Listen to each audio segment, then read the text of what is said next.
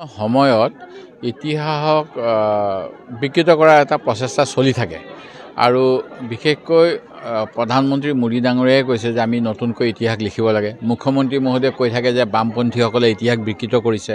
ঠিক তেনেকৈ এটা সময়ত যেতিয়া অকংগ্ৰেছী চৰকাৰ আহিছিল কেন্দ্ৰত 1978 চনত টাইম কেপচুল নামৰ এটা কেপচুল ইন্দিৰা গান্ধীয়ে সেই সময়ত পুতিছিল, যিটো বহু বছৰ পিছত উলিয়াই পেলাই ইতিহাসৰ কথাখিনি তাৰ পৰা পাব পৰা ব্যৱস্থা কৰা হৈছিল। কিন্তু ইতিহাস বিকৃত কৰিছে বুলি এনেকুৱাই তেওঁলোকে হুলস্থুল কৰিছিল সেই সময়ত যে সেই টাইম কেপচুল 1978 চনত অকংগ্ৰেছী চৰকাৰ অহাৰ লগে লগে উলিয়াই আনিছিল। এতিয়া অসমত যিখিনি হৈ আছে এইখিনি আমি অকল অসমৰ ক্ষেত্ৰত কৰিছে বুলি ভবাটো ভুল হ'ব। গোটেই ভাৰতবৰ্ষতে ইতিহাসক বিকৃত কৰিবলৈ শাসক পক্ষই লাগি আছে।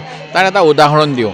উদাহৰণটো হ'ল যে প্ৰধানমন্ত্ৰী নৰেন্দ্ৰ মোদী ডাঙৰীয়াই নিজকে বাংলাদেশৰ যুদ্ধৰ সময়ত বাংলাদেশৰ হৈ স্বতন্ত্ৰ সেনানী হিচাপে কাম কৰিছিলোঁ বুলি বাংলাদেশত গৈ বক্তৃতা দিছিল। যিটো কথা আমি সকলোৱে জানো যে বাংলাদেশৰ যুদ্ধৰ সময়ত তেখেতে তেনে কোনো ভূমিকা লোৱাৰ কোনো তথ্য নাই। যেনেকৈ তথ্য আৰু বহু ক্ষেত্ৰত তেওঁলোকৰ কিছুমান মানুহৰ শিক্ষাগত অৰ্হতাক লৈও নাই, যিবিলাক তেওঁলোকে বিকৃত কৰি থাকে। ঠিক তেনেকৈ এতিয়া আমি সৰুৰে পৰাই বাঘ হাজৰিকা এজন মোগলৰ বিৰুদ্ধে ৰামসিংহৰ নেতৃত্বত যি যুদ্ধ হৈছিল, ভাৰতীয়ৰ লগত অসমৰ এখন যুদ্ধ হৈছিল, বা হিন্দু যি বাদশ্বাহ ভাৰতবৰ্ষৰ সম্ৰাটে অসমখনক জয় কৰিবলৈ আহিছিল আৰু তেতিয়া অসমীয়াসকলে যুদ্ধ কৰিছিল অসমত থকা সকলো মিলি। আৰু এনেকুৱা ধৰণৰ ৰণত আনকি মানৰ আক্ৰমণৰ সময়তো অসমত থকা বিভিন্নজন হিন্দু মুছলমান সকলোৱে মিলি মানৰ আক্ৰমণ প্ৰতিহত কৰিছিল। এইবিলাক ইতিহাসৰ তথ্য, আৰু ইতিহাসৰ তথ্য কিছুমান এতিয়া নতুনকৈ বিকৃত কৰিবলৈ বিচৰা হয়। মই বাঘ হাজৰিকাৰ বিষয়টো লৈ আমাৰ কিয় ইমান বিতৰ্ক হ'ব লাগে মই এই কথা ভাবি পোৱা নাই। আমাৰ অন্য কিছুমান বিষয় আছে যিবিলাকত আমি বিতৰ্ক হোৱা উচিত।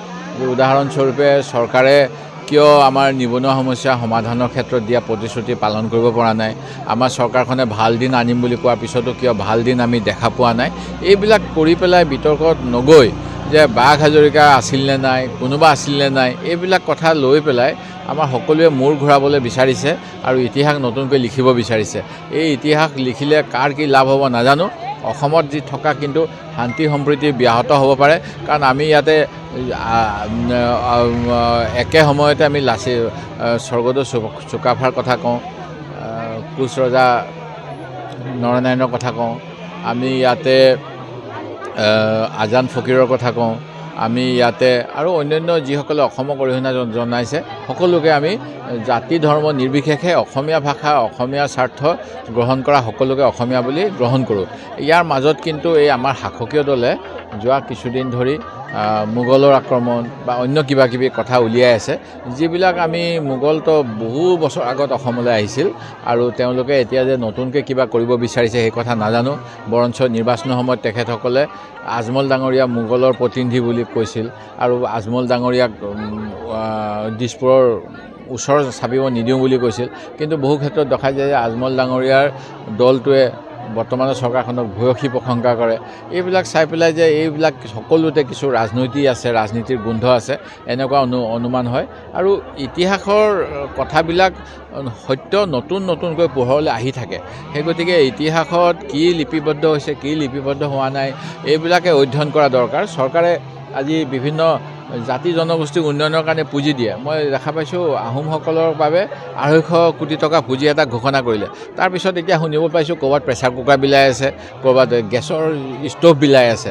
তাৰ পৰিৱৰ্তে তেখেতসকলে আমাৰ জাতিটোৰ কি কি কাম আছিল, ৰামসিংহই কোৱা নিচিনা যে একেজন অসমীয়াই নাও চলাব জানে, ধনুকাৰ মাৰিব জানে আৰু মানে সকলোখিনি কাম কৰিব পাৰে। সেই গতিকে এনেকুৱা সৈন্য বাহিনীটোক পৰাস্ত কৰাটো মোগলসকলৰ বাবে মানে সম্ভৱ নাছিল।